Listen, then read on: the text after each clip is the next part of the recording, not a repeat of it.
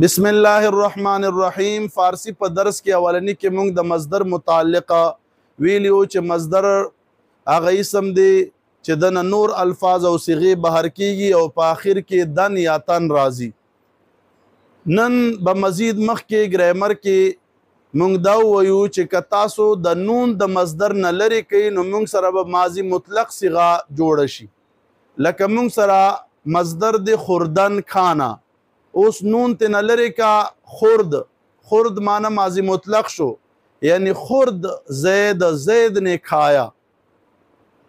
کشتن نون دے نون ته نلری کا کشت، یعنی کشت زید نے قتل کیا. زدن دے نون ته نلری کا زد زید نے مارا.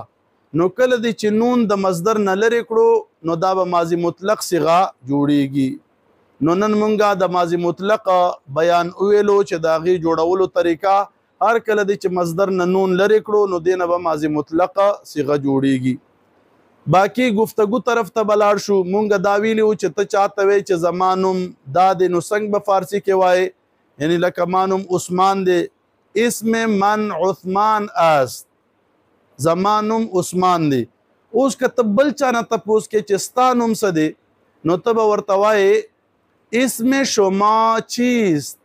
اسم شما مانا ستاسو ادب د پاره. دا سیم ویلې شي اسم تو چیست، توم استعمالیږي ستانوم. ہوتا چې دی دا مفرد د پاره لکه مونږ اردو کې وایي تیرا او تمہارا لګ د ادب صيغه دی نو مونږ به وایي دا ادب صيغه به استعمالو اسم شما چیست. نو اسم شما ستاسو نوم چیست څه دی، اسم شما چیست. اب په جواب کې وایي اسم من خالد است، زما نوم خالد دی. اسم من خالد است، اسم من بکر است، چې څوم نومي هغه په جواب کې وایي.